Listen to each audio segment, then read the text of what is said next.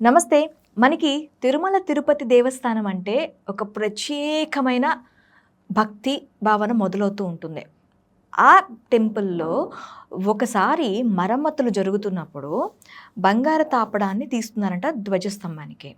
ఆ ధ్వజస్తంభానికి తాపడం తీస్తున్న క్రమంలో ఆ ధ్వజస్తంభం లోపలంతా పుచ్చిపోయి కనిపించిందంట.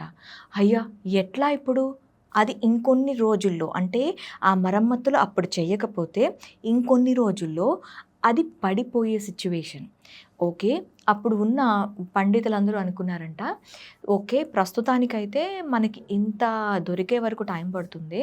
సో, మనం నార్మల్‌గా, క్యాజువల్‌గా ఇప్పటి వరకు చిన్న చిన్న మరమ్మతులు చేసేద్దామని చెప్పి నిర్ణయించుకున్నారంట.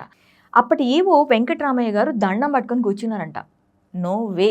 ఖచ్చితంగా మరమ్మతులనేవి జరగాలి. కంప్లీట్‌గా కొత్త ధ్వజస్తంభాన్నయితే పెట్టాలి. స్వామివారి సేవలకు ఎటువంటి ఆటంకం రాకూడదు అని చెప్పి అనుకున్నారంట. అప్పుడు కూర్చుంటే అయ్యా! ఈ మొత్తం ఆ ధ్వజస్తంభానికి 60 అడుగులు ఎత్తు, అలాగే ఎటువంటి కొమ్మలు దానికి ఉండకూడదు. ఒక్కటే తీరున 60 అడుగులు ఉండే టేకు చెట్టు ఎక్కడ దొరుకుతుంది అని చెప్పి ఆలోచిస్తూ ఉంటే, బెంగుళూరు నుంచి వచ్చిన భక్తుడు, అయ్యా! కర్ణాటకలోని అడవుల్లో ఈ సైజు చెట్లు అయితే నేను చూసాను.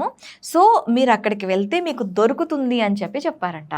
అక్కడికి వెళ్లారంట. అక్కడ వెతగ్గా ఆ అడవిలో కేవలం 6 మాత్రమే వెంకటేశ్వర స్వామి అంటే తిరుమల తిరుపతి దేవస్థానంకి సరిపడా చెట్లున్నాయంట. ఆగమ శాస్త్రం మొత్తం లెక్కలు చూసుకొని ఓకే. ఈ చెట్టు అని ఎంచుకున్న తర్వాత మరి దాన్ని తరలించటం ఎలా?